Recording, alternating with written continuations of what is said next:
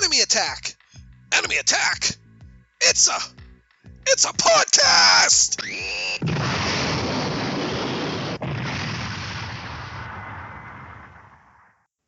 Welcome to Nerds at Lunch. And maybe you just listened to our new theme song. I don't know. Pat's being judgmental about it. Even though he didn't listen to it at the time of this recording. Freaking did. I'm the only one who did. You heard it here first. Pat cares the most about this podcast. No. I made it and I didn't listen to it. No, I can't. Okay, so, full house today. Mark has escaped from Japanese prison after last week. Steve, 2016! Don't worry, folks.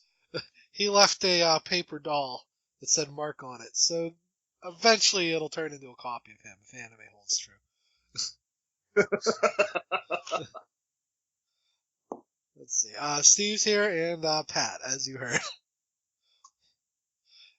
Today's episode is brought to you by Turbulent Juice. We don't know what it is, but we like Rick and Morty. So we're going to reference it at the top of the show.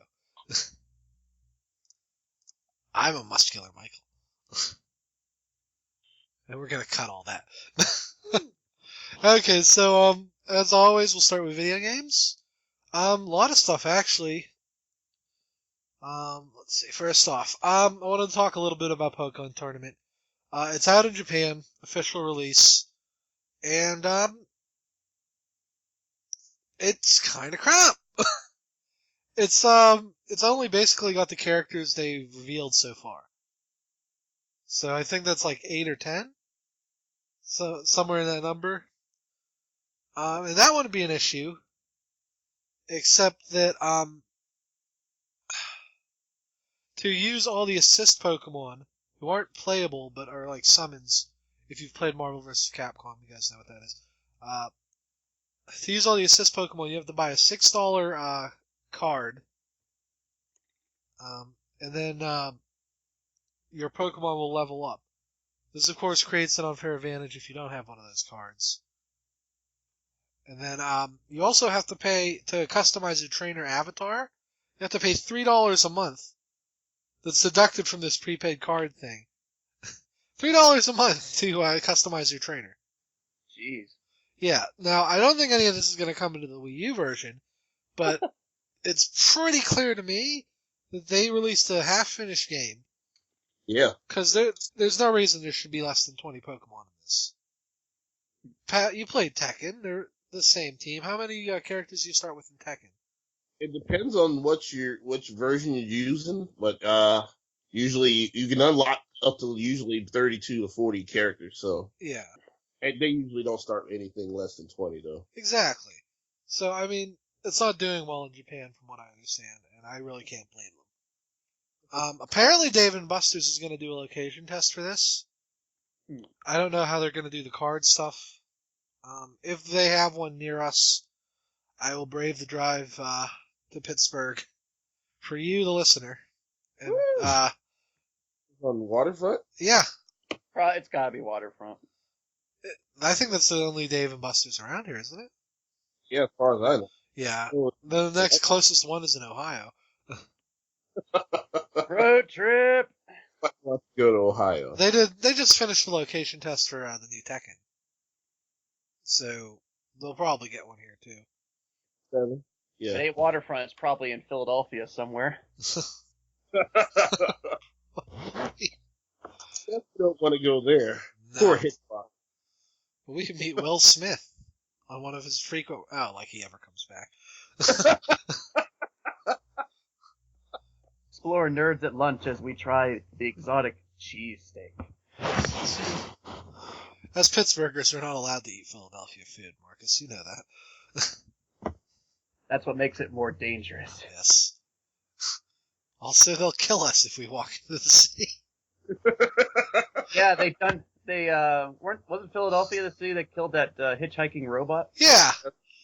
Pittsburgh, might I add, dear listener, has a Robot Hall of Fame. So had Hitchbot just come through here, he would have been welcomed and lauded with praise. But he went to the crappy city of Philadelphia, whose most famous citizen is fictional,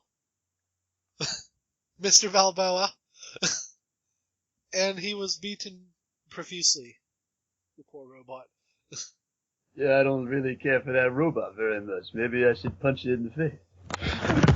Marlon Brando, what are you doing here? Marlon Balboa. You should cut me, man. You should cut me. Elvis? God damn it. I just see a hitching Bob. That was a Perfect Strangers reference. I cut deep. No. Okay, let's move on from what we really got off track. Okay, Splatoon will have a new mode. When you're listening to this, it'll be out that night. Rainmaker. Basically, you grab a shielded Inkzuka weapon. Chargeable Inkzuka. Yes, but it's an Inkzuka, so no matter how much you charge it, it's still gonna suck. And then you die because your team doesn't understand how to defend a goal. This is this is a fun mode, and I think if we do private matches, it's one of the ones we'd play. Because we'll all be on Skype talking to each other, but I can't see this working in random. People don't even understand splat zones. Stand tower defense. It's ridiculous. Did you see? I've seen people. Here's what they're doing now. They're putting those jump beacons on the tower to sponge hits. I'm like, what the hell is that? Then I throw a grenade and it doesn't matter. But still, you shouldn't be allowed to do that. Flatling Master Race? There's some other hints I wanted to put in, but they're not really confirmed. We might be getting a playable Octoling mode or skin or something. They showed some leaked weapons, all variants of the bucket and splatling gun. So another version of Splasher and Heavy Splatting. Yes, I'm calling it the bucket because that's a better name for it. Oh, that's what it's actually called. Well, so. the different splatling guns are the weapon class name is splatling, so I'm right there. Yeah, sure. There's a slosher that has a three-way splash, which is just absurd. Three ways are always messy. Two mini splatlings. All the sub weapons for these suck. They're like point sensors and crap. But that probably means they're very fast, useful weapons. And then the one I'm interested in that we can't really guess from the name is called the Hydra Splatling, and it comes with a Kraken as the sub weapon. So get on the Hydra's back. Yes. Yes. So Splatoon's looking up. Definitely. Yes. I don't like that you can't buy the new outfits. Like, I saw the shoes for the sushi outfit yesterday, but I haven't seen the apron or the hat. High of enough level? Well, no, clothes aren't locked behind your level. Uh-huh. I don't think they are. I think they subtly are. I think you can't get like 3 ability items. Yeah, I think you have to be level 10 to get 3-star items, but a 3-star Goku uniform. I'm kind of surprised they haven't done any Shonen Jump stuff yet. We definitely won't get that, but it would be fun. I've seen a couple Squid Girls. I've seen more than a couple Squid Girls. Like, where are you people getting these clothes? I barely got the white jacket because I played with somebody who had it. Yeah, and you went to Spike and got it. Yeah, and I had to pay a crazy $30,000 because it had all the skills. You what, mate? You what? Spike, we're in Japan. Squid Japan, but still. You what, Desu? You what, Desu? I still have not reached level 25, where you get a random piece of gear from the cat, which is just a hero outfit in black. So, I'm still 19. I never did jump on hot dogs versus marshmallows. Marshmallows won, but Yeah, because so many so- people were marshmallows, hot dogs won the battle. You are not lying. Man, we freaking crushed the battle. Just couldn't get the freaking...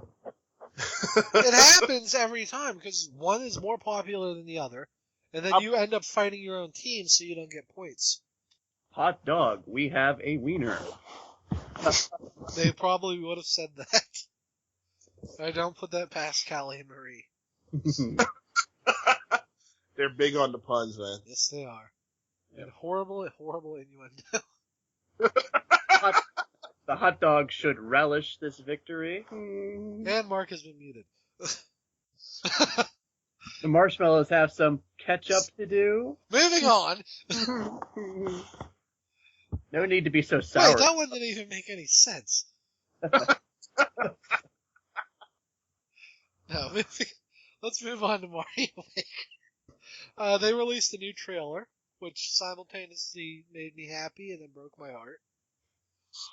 They revealed what the 8-bit Mario Maker Amiibo does. So the 8-bit Mario Maker Amiibo gives you a Mega Mushroom, and then it puts a mustache and Mario hat on all the enemies. So there's some fun you can have there.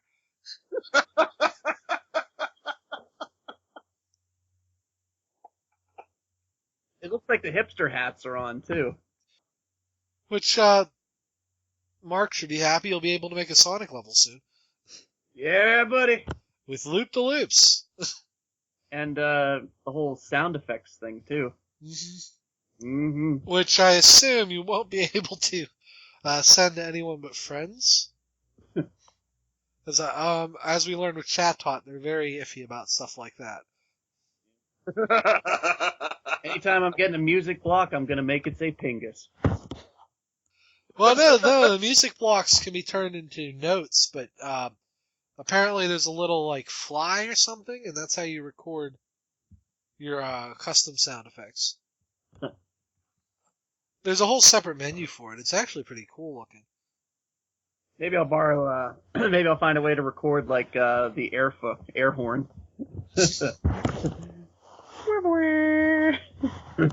There is going to be some interesting levels in this.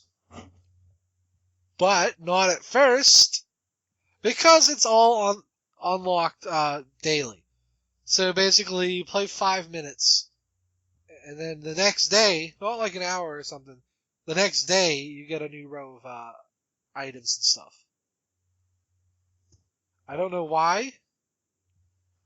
Can't you cheat by changing the system? No one's sure yet. Like, it might be server side or something. But 9 days, they said, to unlock everything. I guess they don't want to give you the keys to the Mushroom Kingdom right away. And that, you know what, that's fine for people who maybe just are picking this up now. But we've been following this for 2 years. So, we've been planning how to make our levels and stuff at least that long. And I think they could cut us some slack there. I don't know. It kind of reminds me of the Sonic anniversary things where you couldn't get certain artworks and stuff unless you played like once every day for like a week.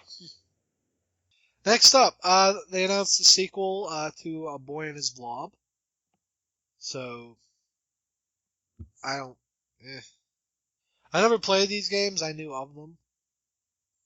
I remember thinking it looked kind of neat, but then I never played it. I forgot about it. My brother had it. He said it was okay. I saw him hug the blob.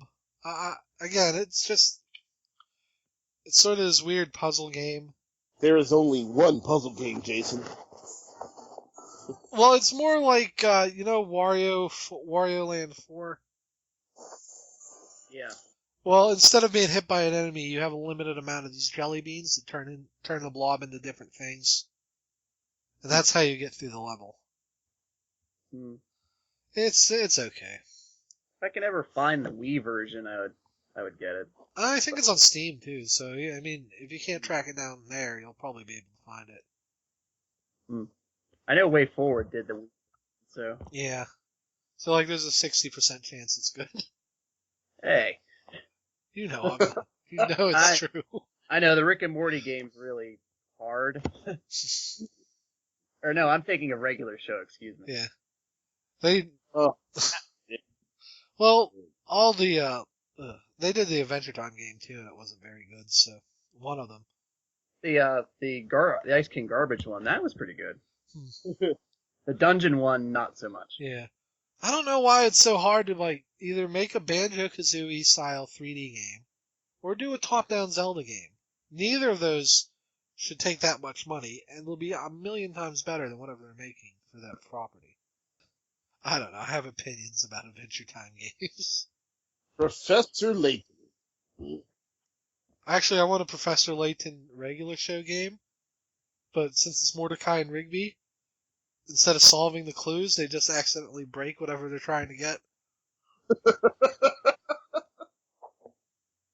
Let's see, Resident Evil 2 remake confirmed.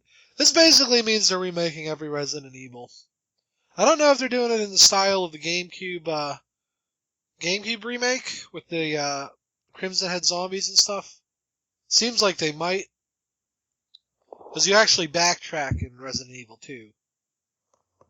And it would be, I think, a much better game with those changes. Zero doesn't really work like that because you don't go through a lot of the same areas. I guess if you're a fan of Resident Evil 3, this means that's coming next. I don't know why anyone would want to play 3 again. One step closer to Resident Evil 6 being remade. Woo! Yes, let's never speak of 6 again. I mean, they're not going to make a 6 because 6 bombed, and they think people only want the first 4. And they're right, because 5 is terrible. And racist. You can't play it with Pat. I wouldn't want to play it anyway. Exactly. There's black people that throw spears. Who thought that was a good idea? They were in Africa. I mean, that's Well, obvious. yeah, but they were in a part of Africa with, like, chemical plants and stuff. I'm pretty sure. And blue hedgehogs. I could have been Sudan. Who knows? All I know is no one played that game. No, but Josh did, and he got everything. That's the only reason I played it, because I could play it with a Gatling gun. Makes it a bit easier. Indeed. Give Shiva a sniper rifle and you're done. Also, her name was Shiva. Come on. Capcom, please start making good games again. They can't. They fired everybody. Yeah, that's true. Nintendo, buy Capcom. By certain parts of Capcom. Oh, they only need the properties. They can just cut the rest of it loose. Remember that big old movement, too, where it was on Facebook and everything to tell them to buy them? I think they might. They're working really closely with them on Smash. Yeah, the fact that we got 2 Capcom reps is pretty, Very telling, considering Namco developed the game. Yeah. Okay, speaking Phoenix of... Wright, playable. Ugh. No, Watson's pink-haired daughter is playable. Did you see that? That's the Watson in that prequel, or whatever it is. Yeah. Anytime they want to announce that being localized. I don't think it will. I don't know how they can fit that into their altered continuity with the American games. Let's all sit around the American kotatsu. Eat your hamburgers, Phoenix. What's wrong? Eat your hamburger, Apollo. God. And that's the worst part about that, is the people playing that game are in their 20s at the time when they came out. And they knew about anime and stuff. So you had no reason to change any of that. Oh, it's ridiculous. And even if it does get confirmed for localization, knowing Capcom, probably digital only again. Yes.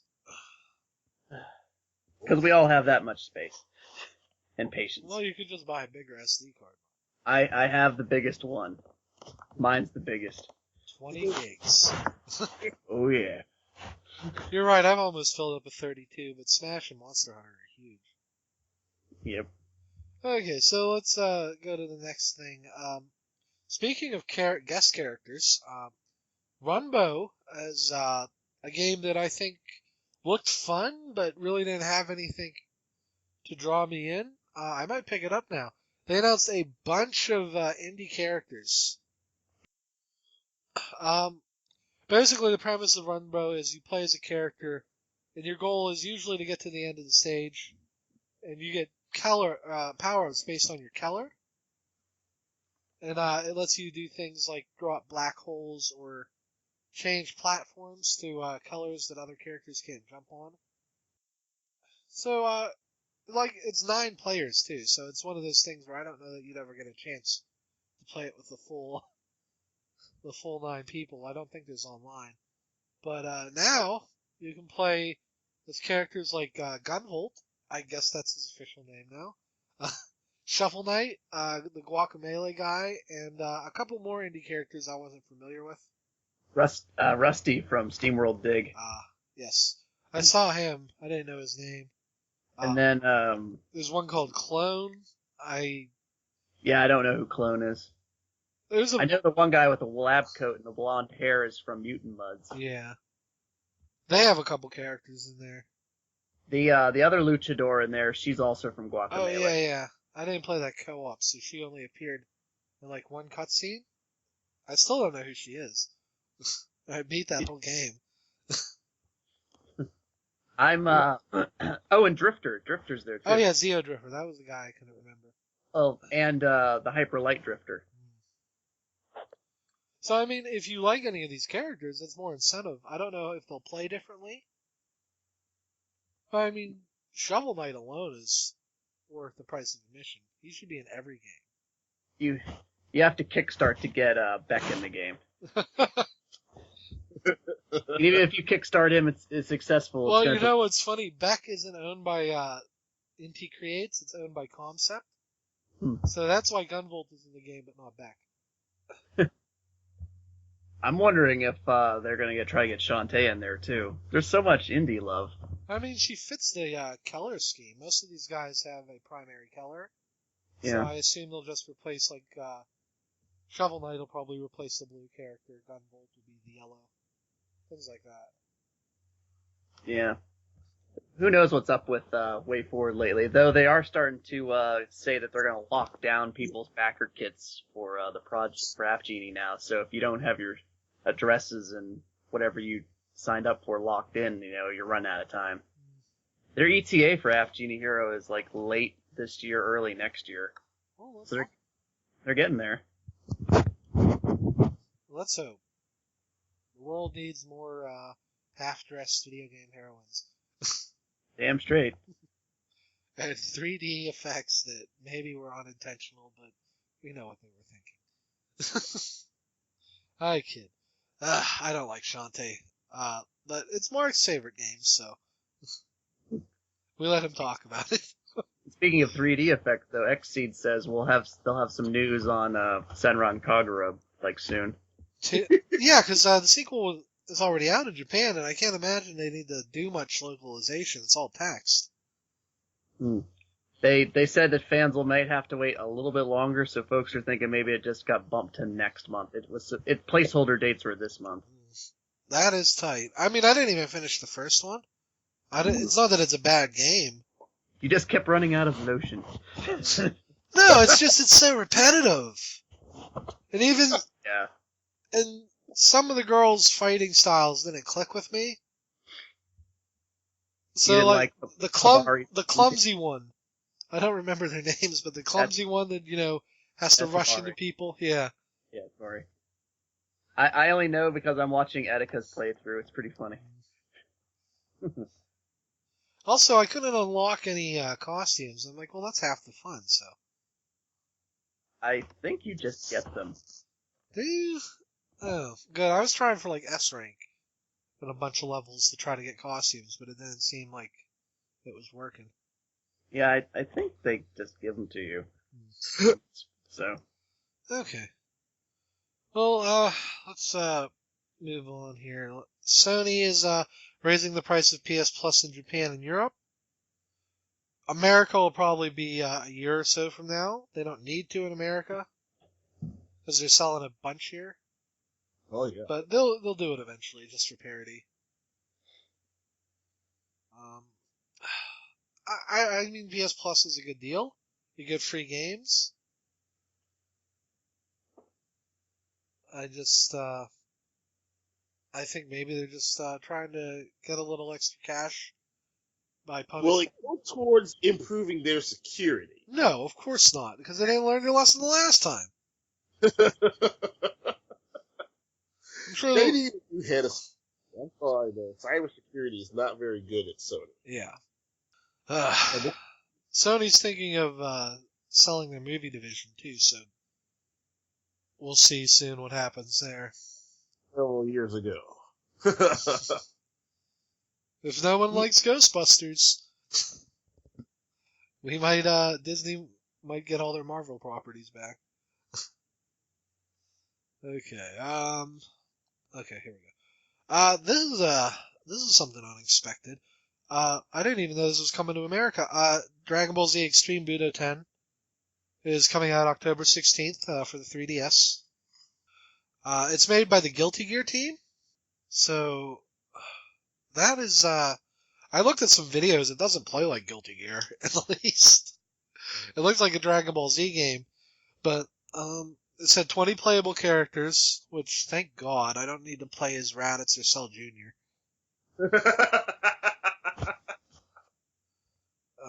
And then hundreds of assist characters from all versions of the franchise. So, like, you can have Super Saiyan 4 Vegeta on the same team as Super Saiyan God Goku. Or you can just play as Yamcha. He's not in it. He's probably an assist character. He wasn't even in the new movie. To die. Like, that's what TN flat out says. He's like, they would get killed. Yeah, I actually did get to see it finally. Yeah, so did I. We're gonna talk about that in the anime section for a little bit. I was pleasantly surprised. So this is probably the last fighting game for the 3DS. Unless we isn't One Piece getting another one? Yeah, but we're not gonna get that over here. Huh. As much as I would love that, One Piece fighting games are so funny. They have to make up moves for characters who were introduced but didn't fight. Oh, it's hilarious. Zatch Bell, Gash Bell, whatever you want to call it, was good about that too. Because Polygon didn't have his partner when the anime ended. So, oh no, did he have? Oh yeah, you're right. He did have his, but he didn't have him for so long. Yeah. That whenever they did fighting games, he had to fight by himself. Yeah. So he would just have all these weird, like, you know how they do Raditz. Yeah. With all these made up moves. Or yes, Sunday. Yeah. So they did stuff like that. But this is a bad time because Yoshi comes out the next week. Zelda 2. Like, I don't know. October's going to be a busy month for games, and I know this isn't going to be easy to find. Wait, what won't be easy to find? The DBZ game? Yeah. Oh, okay. I mean, typically, they don't release them in large quantities. They do not. Better pre-order now. If you pre-order in Europe, I know you get some sort of anime, like something. I forget. I'd have to look it up. But there's no pre-order bonuses listed for the States yet. A Vegeta body pillow. That would probably be more popular than you think. Another game for October too with Tales of Zestiria. Oh. See, the sequel for Symphonia really turned me off to that series. Like, I just don't like the idea that they're like, well, I could keep this demon door shut, but eventually the world's gonna die anyway. I'm like, I could probably just kill the demons. I mean, I'm Lloyd. I have 2 swords? You are a costume. You are a costume, sir.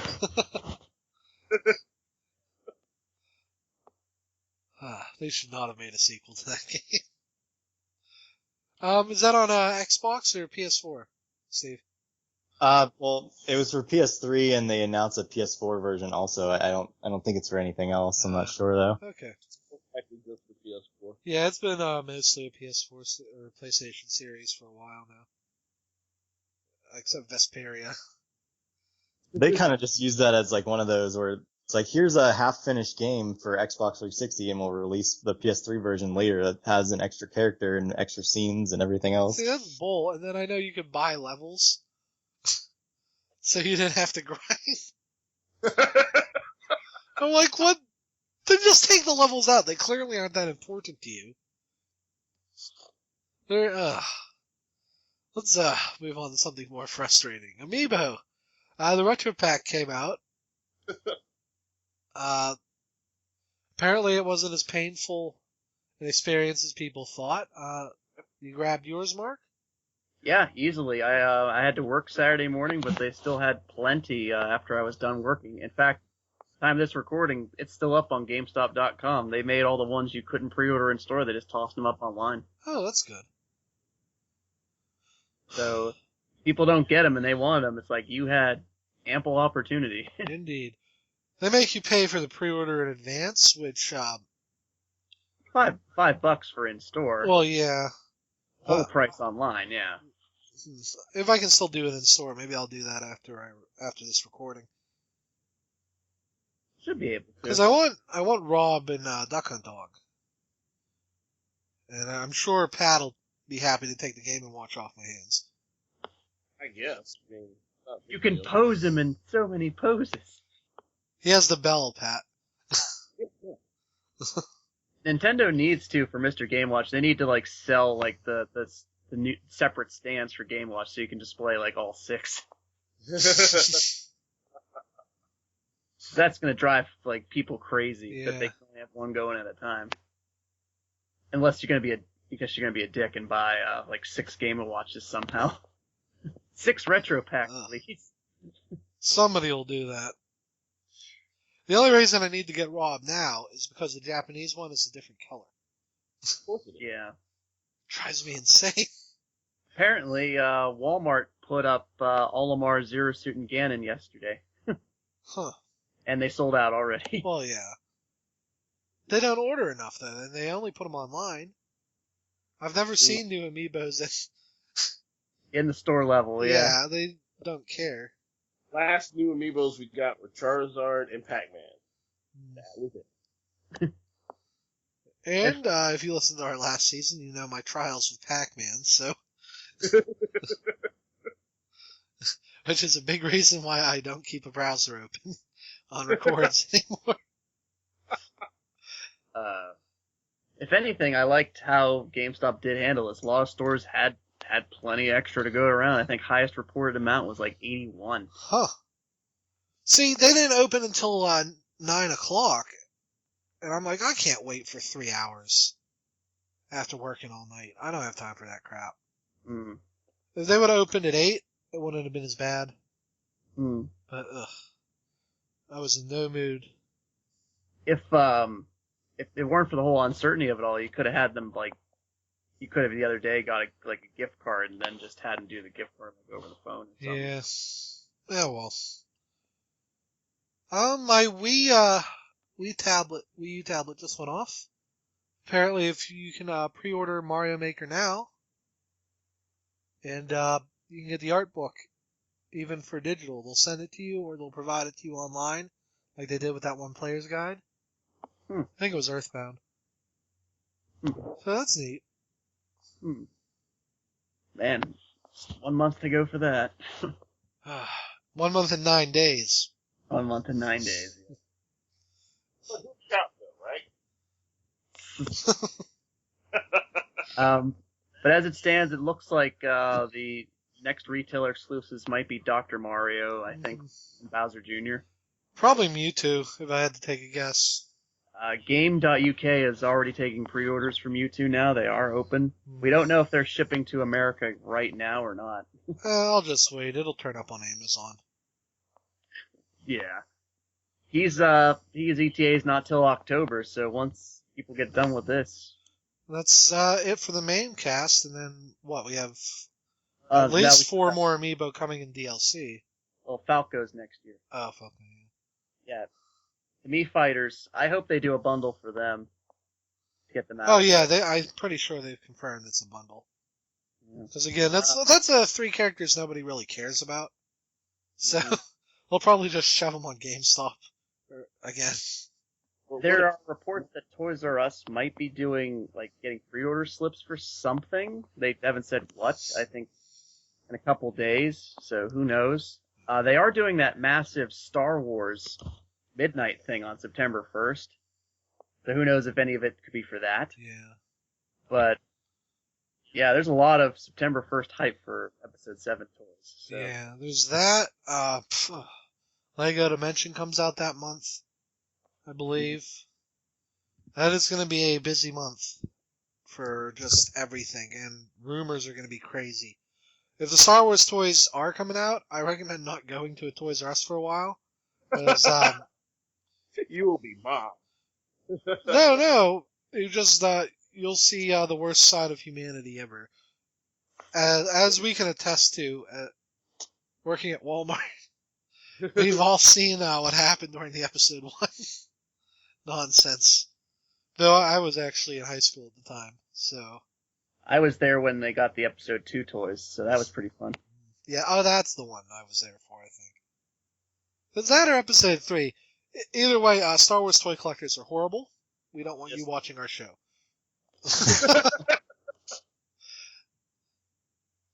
You can watch, just don't talk about them. Yeah, they're being really tight-lipped too. Like our place is gonna get some of those vinyl pops too. Yeah. Well, you know why? Because the back has a character bio on it, and it's gonna get spoilers for the movie. Yeah, they even won't.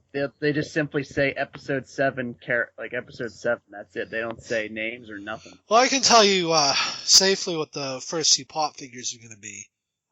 One is going to be that ball robot. One is going to be the main stormtrooper character.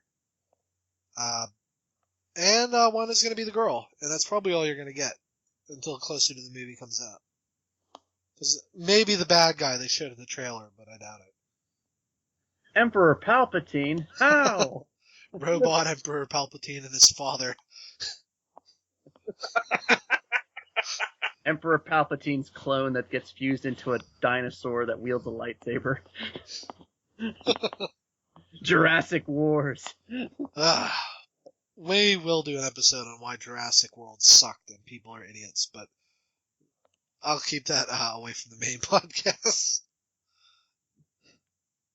I think it would have been better with your idea, though, Mark.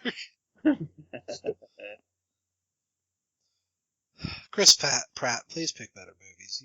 You're better than that. Speaking of things that should have stayed in the 90s, Battlebots, Mark.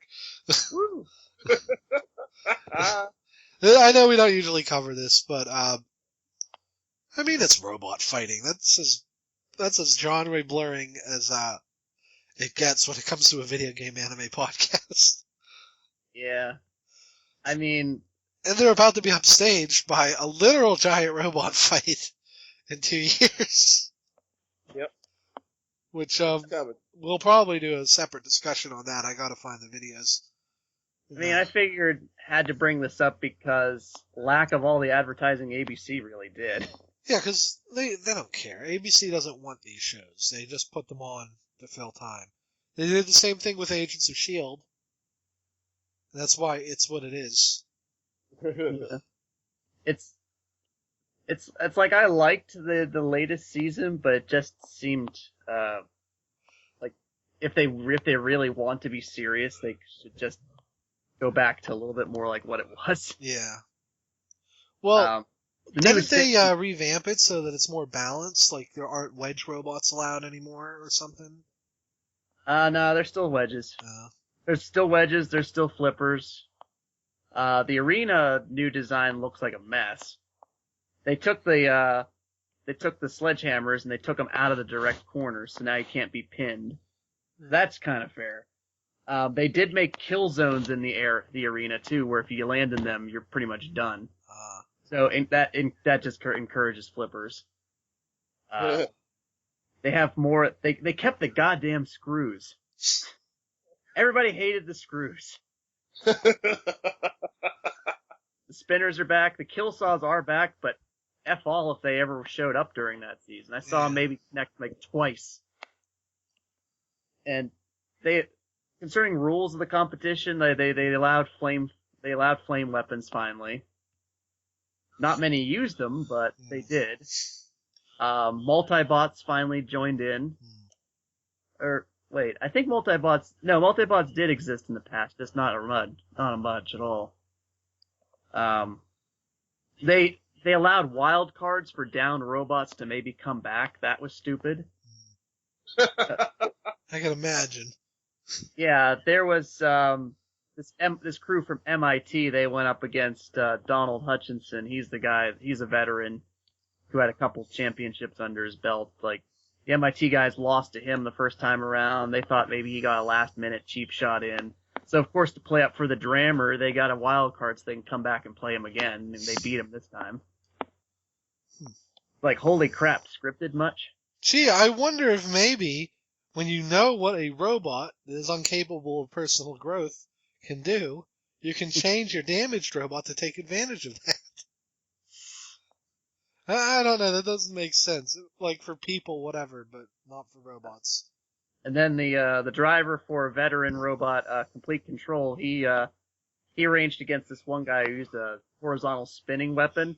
He put like a box like on his robot, and as soon as the box got shattered, it turns out it was a net, so it clogged up the blade.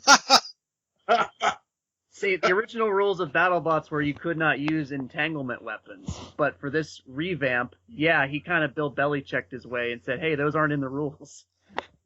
Well, I can see why they were banned in the first place.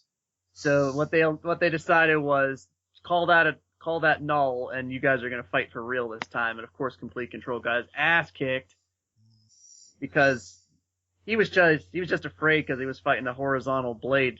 Otherwise, he was gonna get destroyed like when Hazard blew him apart.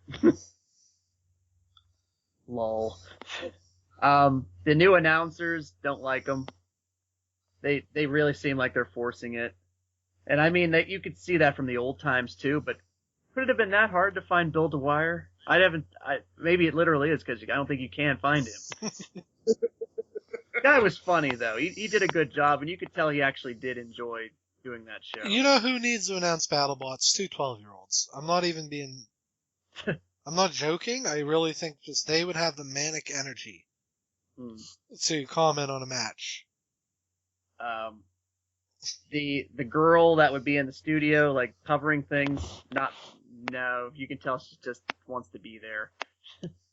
the ringside announcer, the guy, he has a good voice, but nah.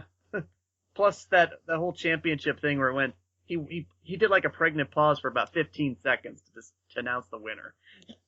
Oh, well. It's like, really? I did enjoy the nice little touches of how many veterans did come back. Did Jay Leno's robot come back? No, it did not. Thank God. Even though they didn't participate, you do hear that some veterans were in the crowd actually watching this time. Maybe it depends if it was successful, maybe they would come back. But it still pains me to see that Nightmare still has the crippling weakness of you can just push him the hell over and you win. Well, that's the weakness of all these robots, Mark. Unless they have an arm, and then they're fine. And there were only 2 weight divisions this time, too, versus 4. That was disappointing. So, ABC, whatever your motivations were, if you want to be serious, come back for season 2, tack on another weight class, cut down on the scripted drama jazz, and just let it be like it was in the old day. That's the thing that made it get so popular so fast, which was tragically its own undoing. Because sponsors didn't want to pay because it got too popular. Also, a lot of characters, a lot of the people in it cheated. Which is why it went away in the first place. Corruption. Though, if we got a congressional hearing about BattleBots, I think I would die happy. Brought to you by Doritos 3D. Y'all remember those? Unfortunately. And probably the last biggest piece, most like jarring one. When they're fighting, no music. Huh. Even the old series, they had that. Some folks dubbed it throwaway metal. Yeah, you're right. It was at least background music. In this season, you heard everything. Warhead is a loud sumbitch. Huh. It's that blade. So you're kind of begging to hear like actual like music to like be like, oh, I'm not hearing the whirring of an engine or shit. Sounds to me like they're trying to ape professional wrestling and not doing a very good job of it. Maybe they should get Vince McMahon to tell them how to do it. Vince McMahon has burned his bridges with every network. Yeah. It's the John Cena robots. You gotta give the robots personality, and then you gotta treat them crappily and not give them good medical care. That's not Vince McMahon, but I can't do his voice.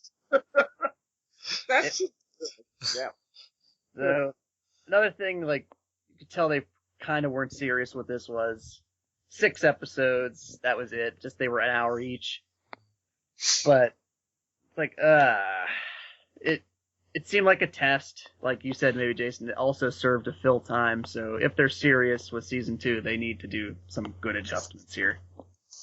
Yeah, ABC has some serious programming gaps this season, so they renewed Agent Carter, even though they were pretty clear they weren't going to. Mm-hmm. So you might get BattleBots again, but I don't think you're gonna like what they do to it. The amount of veterans they got was nice, but the fact that there were some veterans that didn't come back was a little telling, I guess. Then again, 13 years is a long Well, time. could those have been the veterans that were cheating?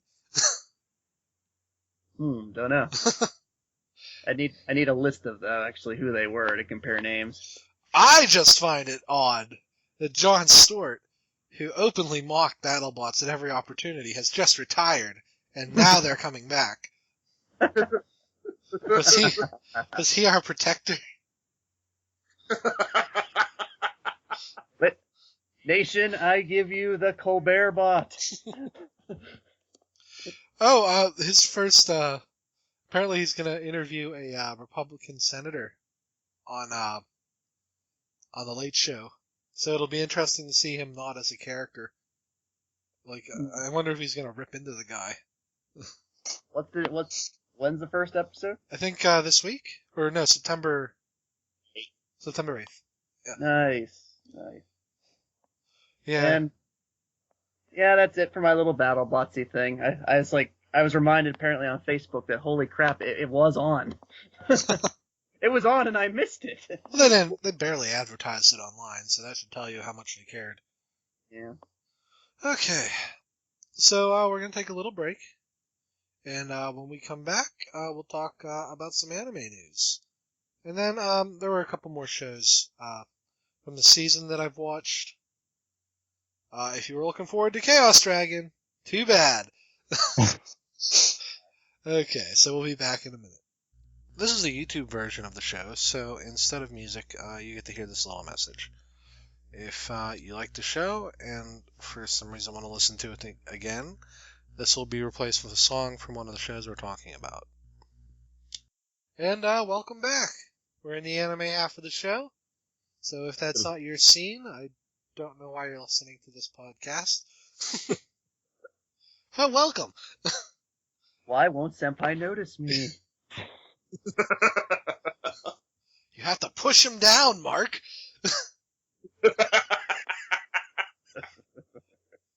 I've just realized how many anime condone assault. Speaking of assault, and Funimation dubbing shows that don't need dubs. Prison School is getting a dub. Not Overlord, which I really want a dub because I think it'll be hilarious, and I think Vic Mignogna will be the main character. It'll just be every character. No, well, if you watch it, the main character, if it was his voice, it would fit perfectly. But I don't know. Well, at least his internal monologue.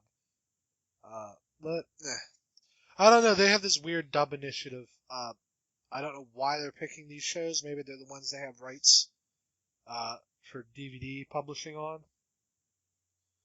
I was looking around on Funimation's website. I guess they only have 70 episodes of Sergeant Frog? Yeah, like 76 or something like I'm that. pretty sure it's like in the 200s by now. It's in the 300s by now, sir. Oh, wow. Uh-huh. Watch Sergeant Frog instead. Maybe they'll put more episodes up.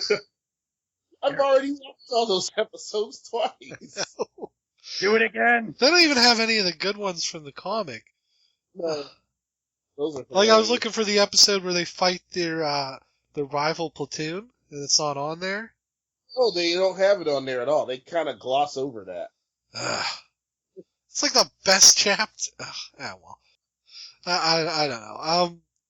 Sergeant Frog, if anyone's not familiar with it, is one of Tokyo Pop's first manga. Like, from when they were huge. And they don't exist anymore, so that's part of the problem. They'll come back. They're coming back. Are they? Do they still Yeah. have the rights to some of these?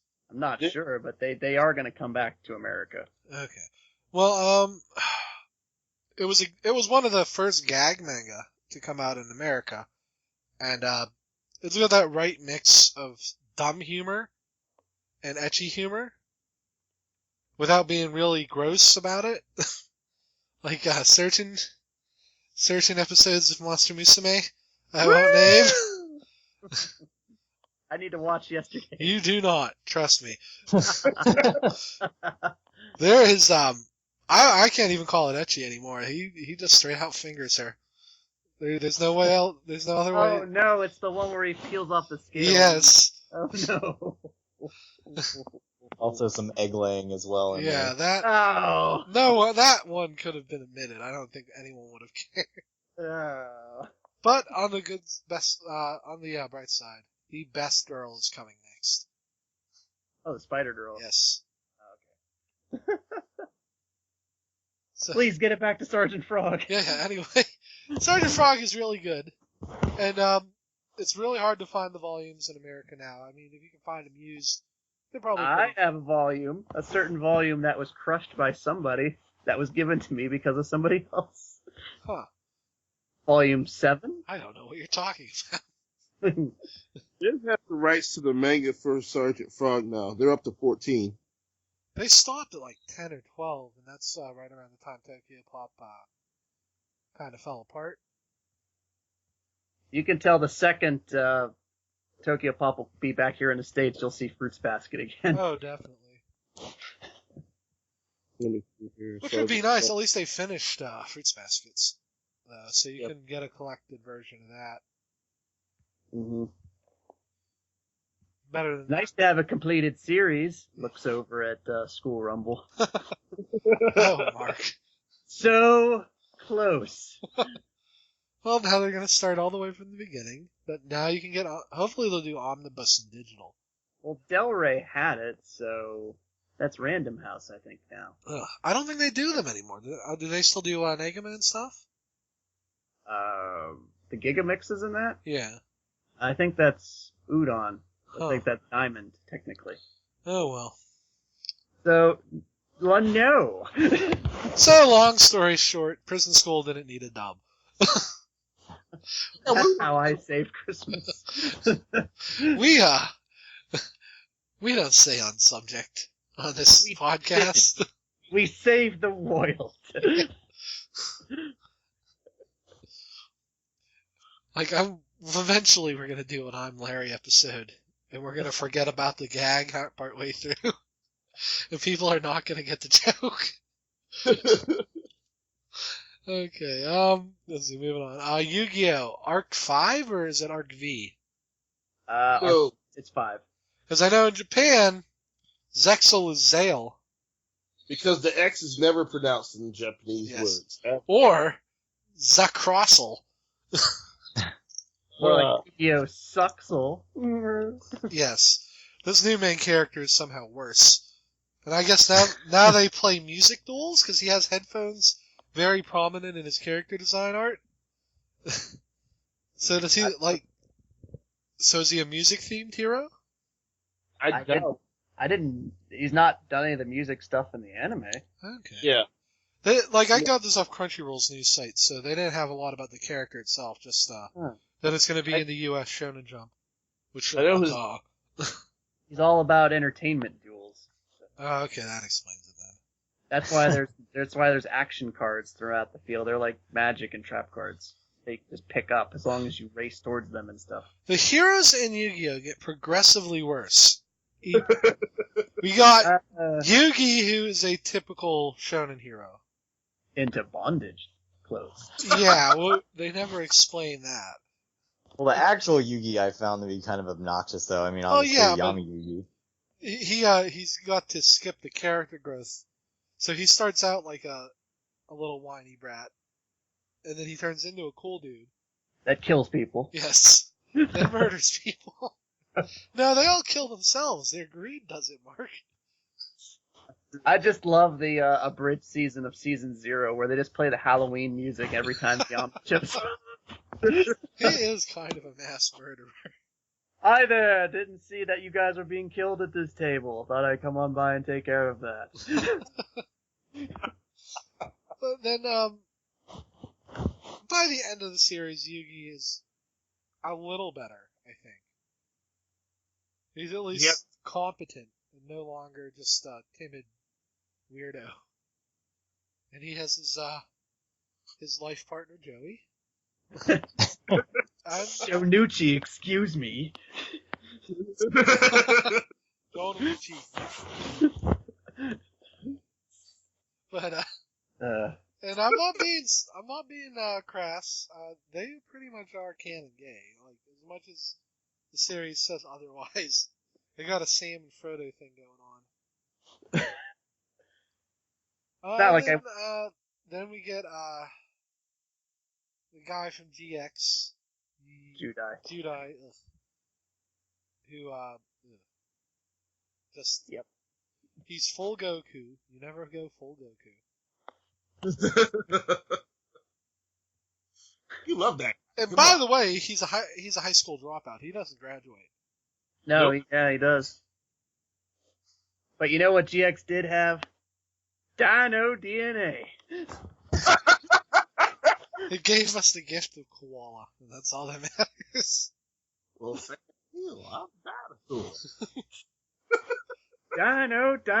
Dino. The voices were just this horrible harbinger of what One Piece was going to become. And plus, I think GX was noticeable, like, the most amount of errors in the 4Kids dub. So many things wrong, and so I'll activate my trap card. Limiter removal. it didn't care about any of its characters. That was the worst crime GX committed, because we had a decent rival, and then he becomes an Ojama player and just becomes a goof. He had a good best friend character with an interesting theme that they completely give up on. Like, Well, he sucks. it was pretty clear he was supposed to be using Toon cards. He looks Yeah. exactly like Pegasus. It's not even a coincidence. We had the guy with 30 decks that never used any of them. He only used one, really. Like, it was pretty clear he was going to have an elemental dragon of each type. And we could have got some cool dinosaurs out of that. Like, I don't know. The series went through an identity crisis. It didn't know if it wanted to be like a like slice of life schooly kind of thing, but until then it was like, nope, let's save the world. Again. And that's fine, but you can only save the world so many times before it doesn't make sense anymore. Like, if you stop the mega evil god cards, then how do you top that? A guy that dresses in white. Exactly, a cult. And I guess the people who join it just paint things white? That doesn't seem that sinister. Like, the only good thing we got out of it were Ojama support cards, and Konami would have made those without the anime. And then the season after, they gave us Dark Shroud or whatever, like Yeah. the Darkness guy. That gave us one of the other people in that series. Yeah, he gave us Red Eye's Darkness Metal. So Thank God we had the manga for that, because, oh my god, it treats everyone so much better. and I think when Jaden's not around, everybody should say, "Where's Jade?" That's what they say, literally. Not even the top of his graduating class. Like, when your hero doesn't graduate at the top of the class at a school where he's the most talented duelist, and that's all that matters, there's a problem. He doesn't even win the last fight. And he's in a desert. He dueled Yugi, and next thing we knew, he was in a desert. So Nothing about that show was good. it was 5Ds was a vast improvement, but the main character was a piece of cardboard. I play Stardust Dragon. Hey, what are you doing after this? I'm probably gonna go back to my rich person apartment. Cool. Friendship, man. Friendship. My parents are dead. Like, if they would have given us Jack Pretty much- Atlas as the main character, I would have been very happy. Well, he's back in Arc 5, so. That's fine. So we're in that weird parallel. Well, no, it's the same world. Is it? Really? Yeah, they're back. It's like the synchro dimension. It's a completely different dimension. Oh. That's dumb. So, yeah, Yuya's dimension is standard. Yeah, 5D's is synchro. So we haven't seen Yusei at all, but Crow and Jack have been there. I don't know. I was kind of confused by it because I wasn't sure if it was just supposed to be like an alternate, like kind of. I mean, it's like using the same characters, but like the whole story of 5Ds didn't happen or something. I don't know how it's supposed to be. Well, thankfully there's no ritual dimension because nobody cares. And they kind of, I mean, assuming that that is supposed to be the actual 5Ds that we know, then like that movie where they go time traveling and stuff kind of doesn't make sense. It's a different dimension. Well, movies aren't canon, typically. But Yu-Gi-Oh! Has such a messed up canon, then I don't know. You're right, Steve. It's probably in there somewhere. Most of the different stories were written by different mangaka. Like, because the only one who did the first one, and basically only made the card game part of the thing because it was so popular. Yeah, it's a Shonen Jump editor being like, just do this. Yeah, and he listened because he wanted barrels of money, and he was smart to do so. But a lot of what he's done to the card game has hurt it. Spawn's beyond time. It don't matter. Yeah. It don't matter. Just like the Yu-Gi-Oh! Movie, nobody gives a crap. Well, that one looks like it might be alright. That one that's coming. Dark Side Dimensions. So even more dimension hopping. Why can't they just say they messed up and made a really dark future that doesn't make any sense? Because that would kill everyone's buzz, man. That's been a theme this season, actually. Like, weird futures that, like, if there's still a UN in these worlds, they would be very, very, very suspicious of Japan's motives. Which we'll get to when we talk about Gate in a minute. So, I don't know.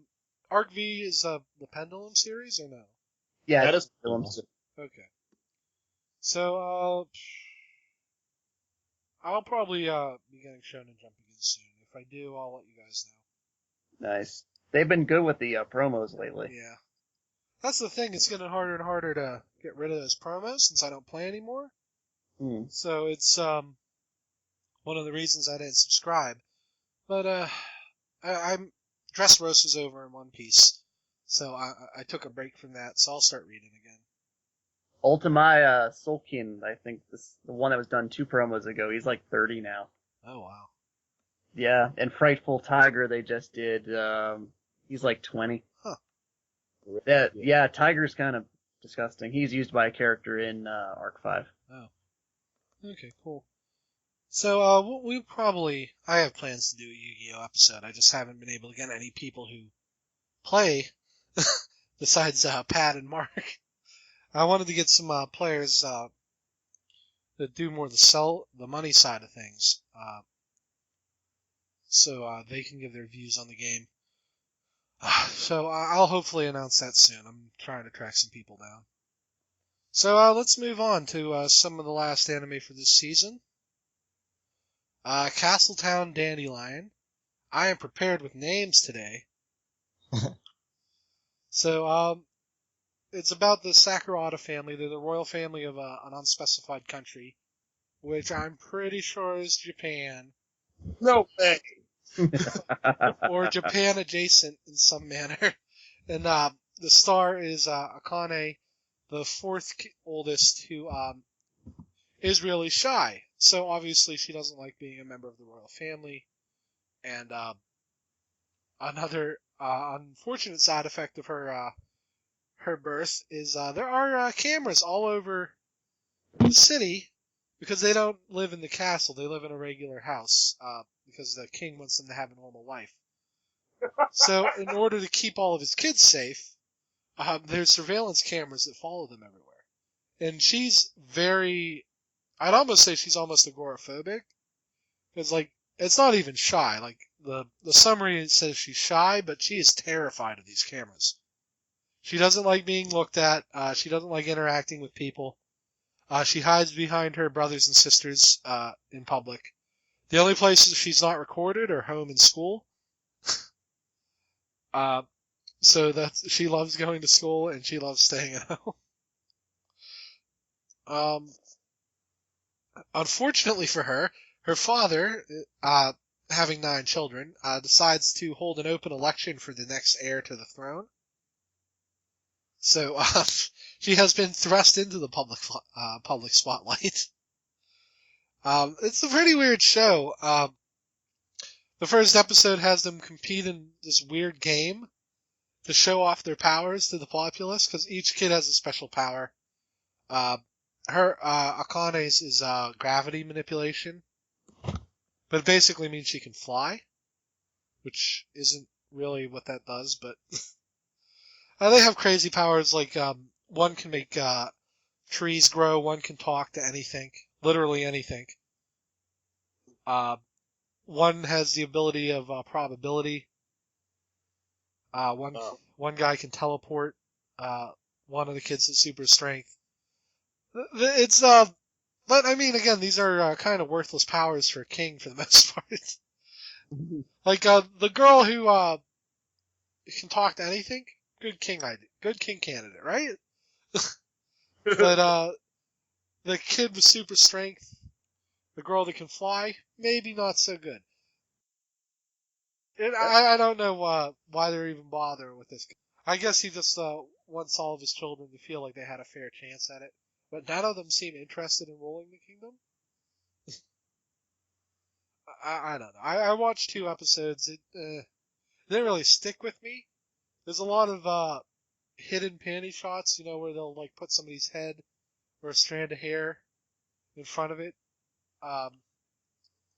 So I imagine there'll be an uncut version of this at some point. Because every time she flies, if she goes too fast, her skirt flips. Again, not what gravity manipulation does, but I guess they just couldn't say she can fly. She does use it to be super fast, to be fair, so maybe it's more complicated. Did you watch this at all, Steve? I only watched the first episode, and it just didn't really seem that interesting to me. But, I mean, it wasn't terrible. It was just I'm watching so much that it was a good one to cut out. Like, it seems like it would be interesting, and I thought it would be more, like, political, but it's just the typical high school kid drama. So, I don't know. The game thing is pretty funny, but it doesn't look like it's in every episode. And their powers are so weird and haphazard.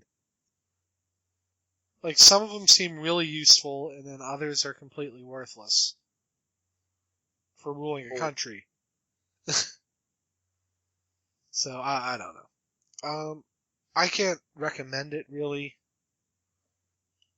It's, Watch Charlotte instead.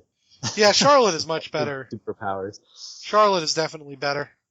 Especially now that it seems to be going into the actual plot. Yeah. I really did not see that last episode coming. Don't let children buy box cutters, Japanese stores. What is wrong with you? You know what's gonna happen. But we'll cover. I think we'll do a Charlotte review next week because I want to see how that turns out. Okay, next up. Himouto Umaru-chan? I had a bunch of different names for this, for some reason. Basically, this is the story of a garbage person.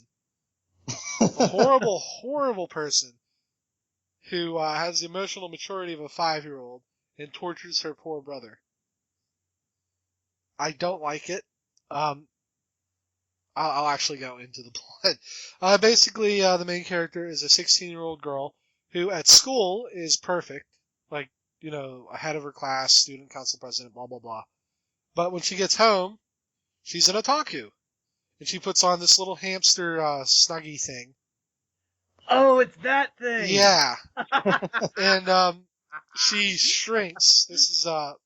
She shrinks into this little super deformed character and just lays on the floor, watches anime, and eats food. And I couldn't get through the first episode. She is such an annoying, terrible character. Yeah, it's like, I was trying because it looked like it's pretty popular, and I watched the first episode, and I struggled with the second one. I had to just shut it off. Yeah. I can't stand her. I can't do it. I don't know why anyone would like this character or this show. It's not funny. It's, I think it's because we know people like this. Everyone knows a person like this in their life. And, oh my god, I can't deal with her. And I feel so sorry for her poor brother. I mean, at the same time, I feel like he needs to just tell her that, Like, in the last episode isn't him slapping her and saying, cut this shit out. Then it's not worth it. There is a hilarious gif out there of some, otaku girl that gets hit on the head each time, and each time she says something like, Desu, Baka, stuff like that. I need to find. Apparently every other character is fine. It's just, Umaru is the worst character in the world. And should not be in the show. Like, if they censor her out, it might be a good show. It's funny, in the opening they have all these different kind of parodies of games, including Mario Kart and stuff, and there's even the mobile game from Disney, Tsum Tsum. They have in there. Yeah, I thought it was going to be more of a show about otaku fandom or something, but don't watch this if you have a choice. Just let it die. We can't let it have a second season.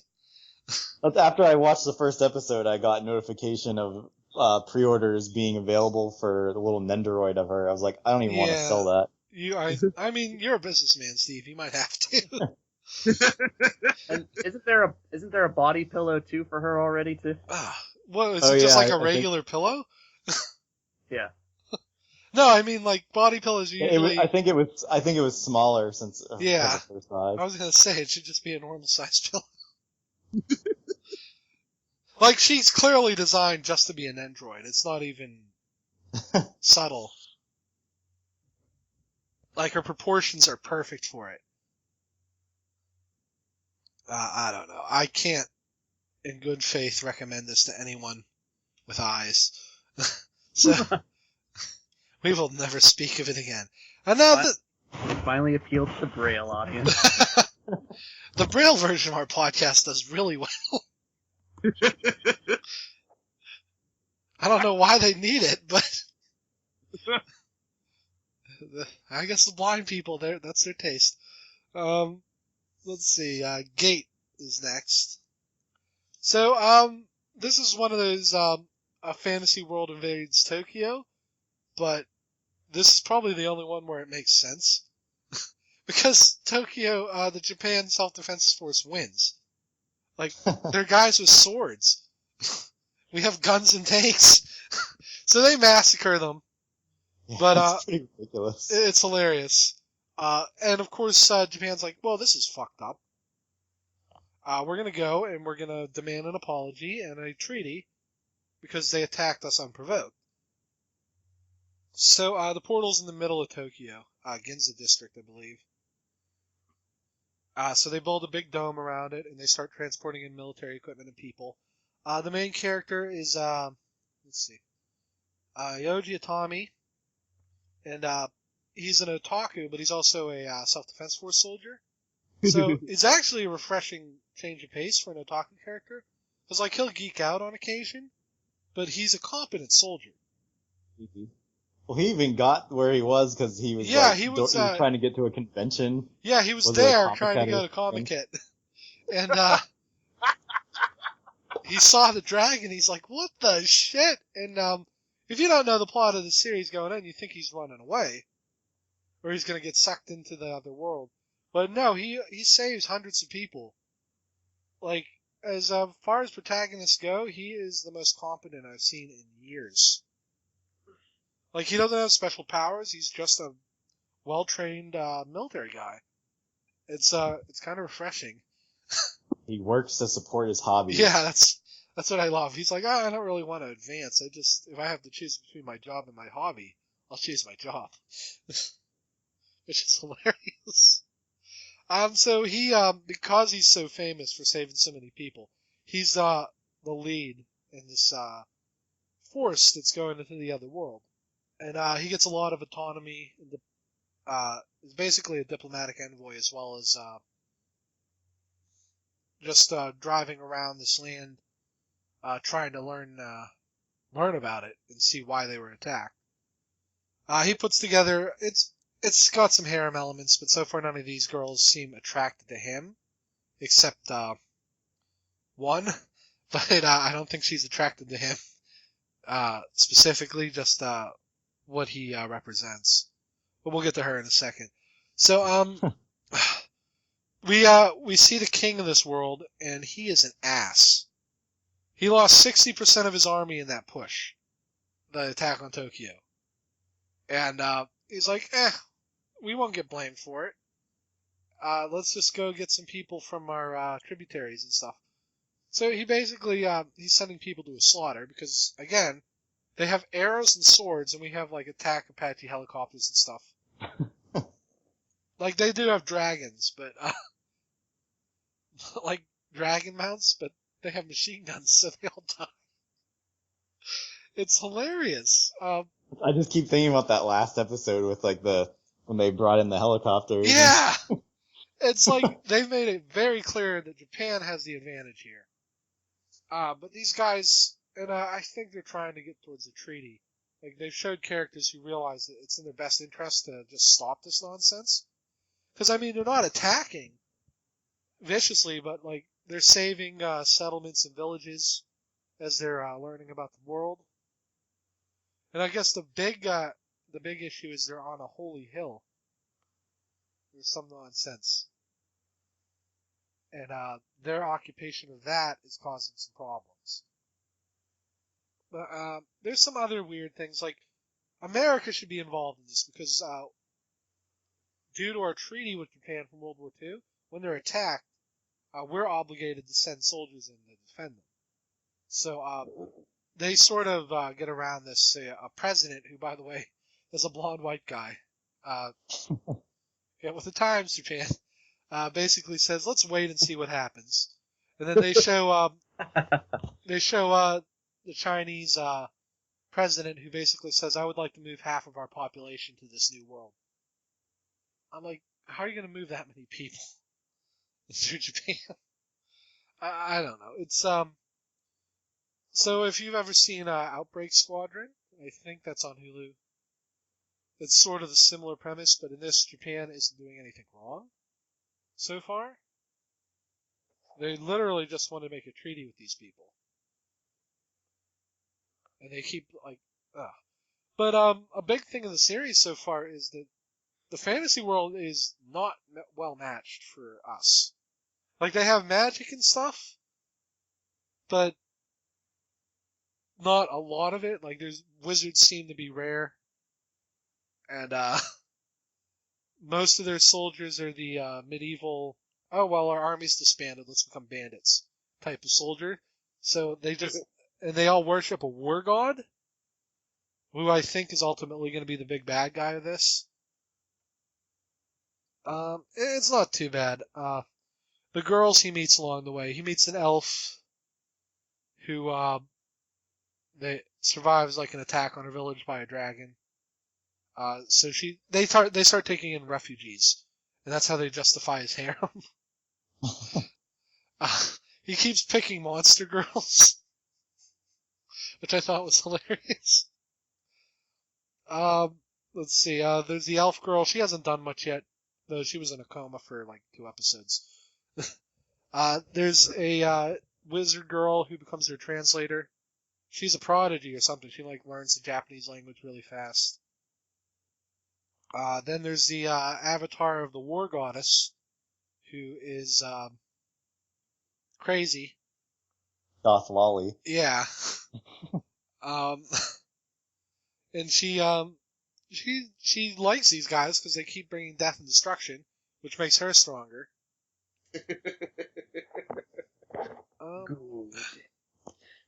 They haven't really gone into much yet.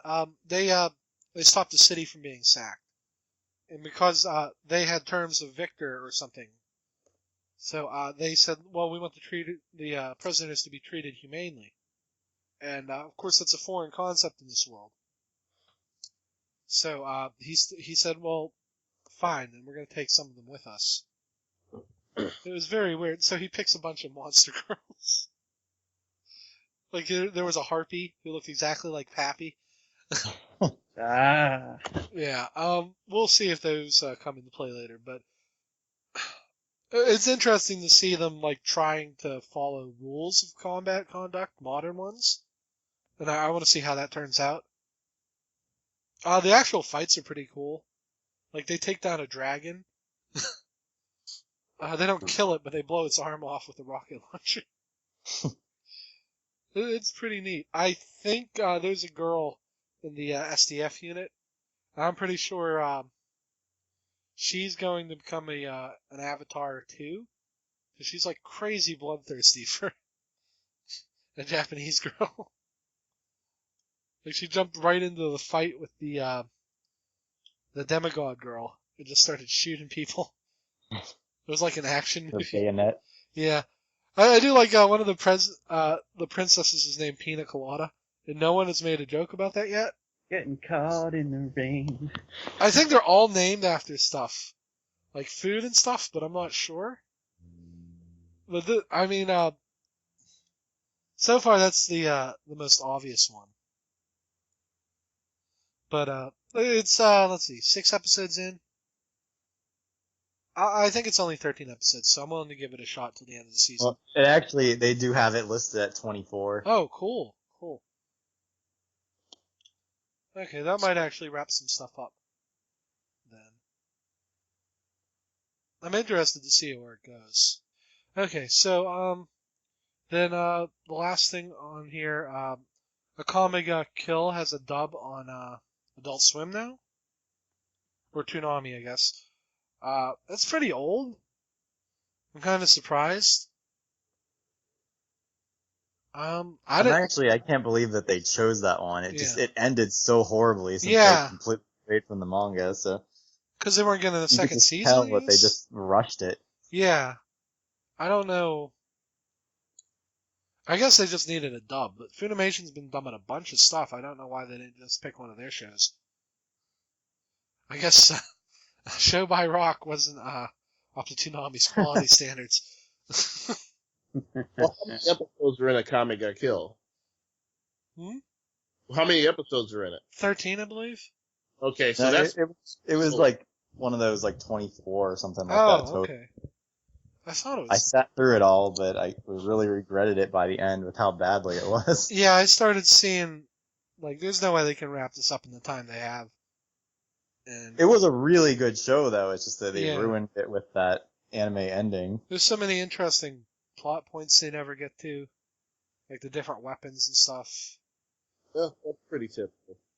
But it's pretty much just a placeholder. Because, which one's ending next on there? Let me see. No, I can't think of anything that's ending next. But they're supposed to be putting, There's probably a season break coming up between, Bleach or something. No, Bleach has been over here for a while because they hadn't finished the actual anime in Japan. Oh. But, well, what was the name of that one? Oh yeah, Parasite supposed to come out in October here. Good. Yeah.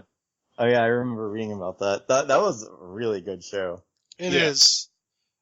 I like that they modernized it. They changed some things from the manga, from when I read it, but yeah, Parasite is really good. Mm-hmm. It's on Hulu right now, so if you don't mind subtitles, give it a look. You might. It's got some horror themes, but it's not super gory. Well, yeah, it's a horror. It's a horror show, so. Well, yeah, but it's not. I think it's. I consider it more of a drama. Yeah.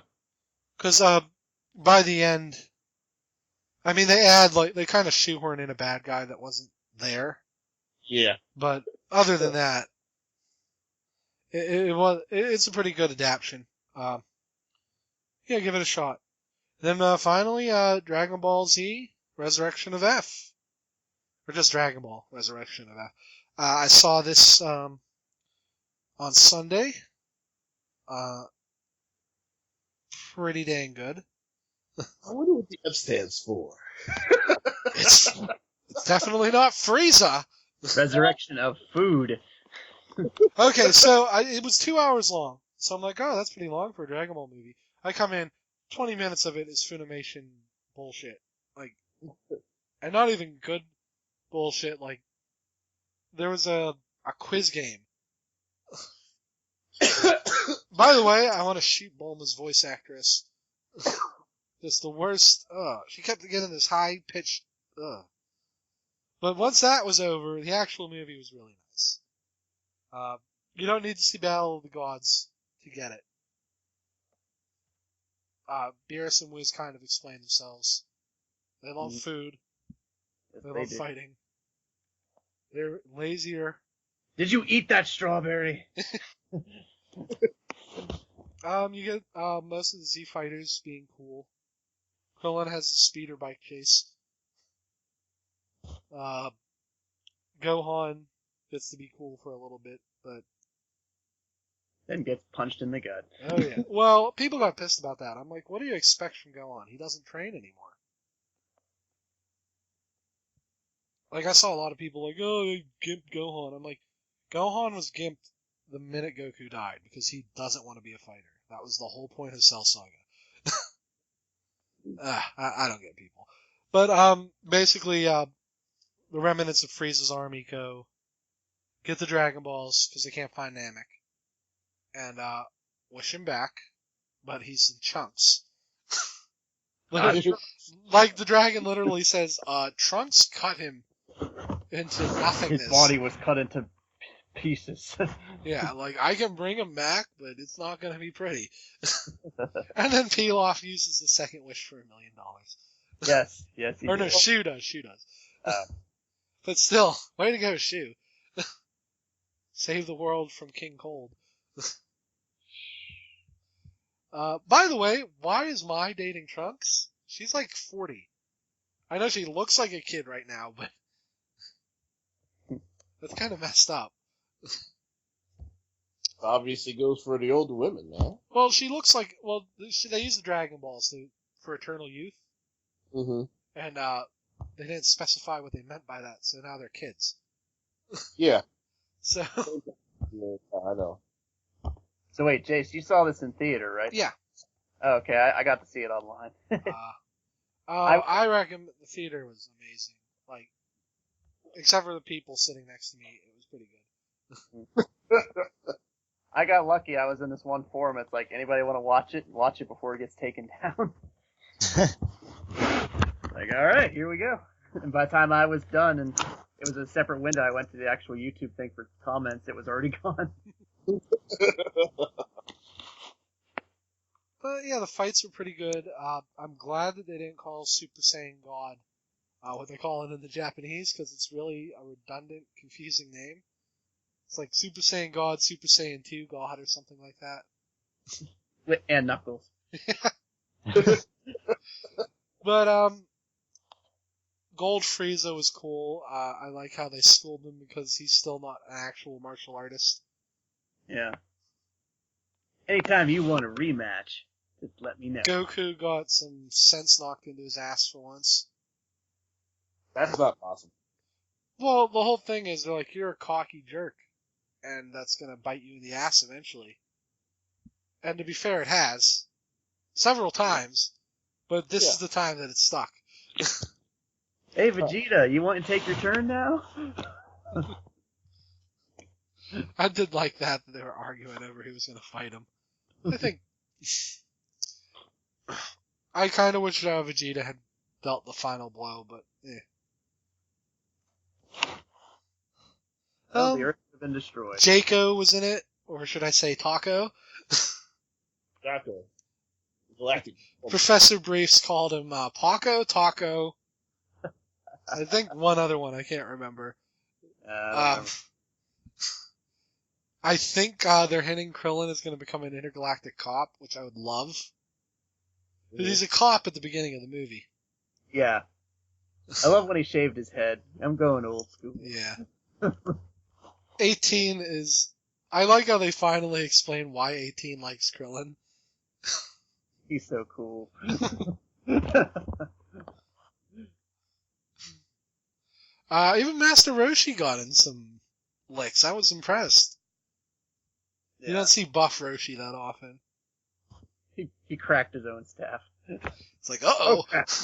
Oh, crap. I know that fight was mostly just filler, but it was still entertaining. Yeah. Also, the big thing in this was Frieza is an avatar of Beerus, and Beerus ordered the destruction of Planet Vegeta. So I'm sure that'll come up eventually. Shh, don't tell people that. Like, he's not a bad guy, Beerus, so I'm not sure. I mean, in terms of how we would see it, he's a bad guy because he blows planets up as a job. But that also explains why nobody stopped Frieza, because his boss was even worse. So that's interesting. I don't really know who could have stopped Frieza anyway. Well, the Kaioshins in Buu Saga say they could beat Frieza in one hit. Mm-hmm. So I'm sure they were exaggerating slightly, but if he was working for Beerus, who they're terrified of, then that's probably why no one stopped him. I mean, I guess I was mostly just thinking about people in the universe, not up in the whatever you want to call it. Yeah. Well, I think you're right. Nobody to that point except maybe one of the Saiyans, which is why they destroyed the planet in the first place. Because he was afraid of them. But he missed a couple. More and more, in fact, as we go forward in the series. I like they were looking for future Trunks but couldn't find him.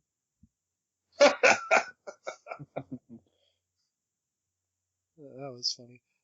I don't know. It was a good movie. If they do another one, I'll go see it in the theaters.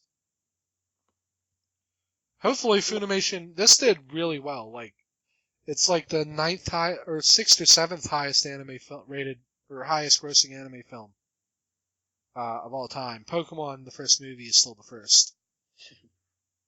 But I mean, that's pretty impressive. I'm curious how Boruto will do, but I don't see it surpassing Dragon Ball. I don't think so. Most people our age have kids, and they let them watch Kai. But most people our age hate Naruto, so. Or at least the anime, so I don't imagine it'll do as well. But it'll probably have more advertising than this because of how well Resurrection of F did. So that's something. So maybe we'll actually know the next time they put a movie up instead of finding out like a week into its run. I'm kind of annoyed with the Boruto movie, though, is that there's not a single theater in Florida playing it. I even contacted some of them, and I was like, hey, you guys interested in doing this? Viz does the Naruto anime, right? That is correct. That's probably why they're having trouble. Funimation has done a ton of theatrical runs before. Well, this is actually the theatrical stuff is being done by, I forget what they call themselves now. It's like, it's a separate company. Fathom? Or something like that? No. They're the ones who do them up here. I know that they've done other stuff too. It's just for some reason it's not coming to me. Oh well. If you want to know about Naruto's son, you won't find out in Florida. Probably gonna find out either. You're entering Florida, a no anime zone. Which is odd, because, like, one of the only current ongoing anime podcasts is based in Florida. So, anyone else have anything to say about Resurrection of F? I liked it, so. Okay. Who do you think? We're probably going to do the interdimensional fights next. Some people think it was going to be Cell, but I don't think the next movie's going to retread that much. Can't be Boo, obviously, because we know how Z ends. Oh, here we go. I found it. They're called 11 Arts. Oh, okay. No, I've never heard of them. Mm-mm. I know they did the previous, the Naruto The Last movie, and they did Expelled from Paradise and a couple other things. The company Funimation works with does a lot of high profile stuff, like they do Rift Tracks events and like special viewings of movies. Like they did Ghostbusters for Halloween last year. Mm-hmm. So they'll probably do something for Star Wars. More than likely. I'd be shocked if they didn't have all 6 movies playing the week or two before. We won't be going to see that, but we will be going to see Star Wars. Rest assured. I talked to the guy while I was there for Resurrection F. I'm like, how early are you going to have tickets up? He's like, October maybe. I'm like, okay. So I'll let you guys know about that. As soon as they go up, I'll probably buy us some. The movie's just started and it's the worst movie ever. Gotta get in line now, Mark. Get our tents, our jobs, to take a leave of absence from our work. And you know, the people that are going to be waiting in line for that movie, yeah, that's guaranteed you're going to be on the local news. Yeah. I'm just going to buy my tickets on the internet and show up at the theater half an hour early. Mm-hmm. Well, we could do the waterfront because they have reserved seating. But I have to call them and see how that works. Reserved for the, let's see, just monocle. Nerds at lunch. Okay, so I think that's it for today. We ran a little longer than usual, but apparently people like long podcasts, so that's good. Not for me, I have to edit it.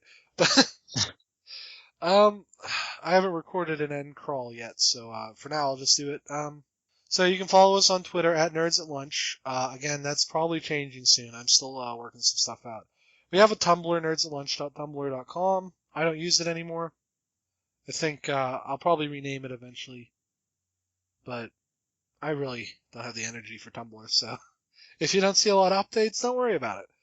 You can follow us on Facebook.com/RobotHousePodcasts, podcast plural. And then you can find Steve on Otaku Henshin, where he has most anime merchandise, not Himouto, Umaru-chan, or whatever it's called. But other anime girls that are better. And sometimes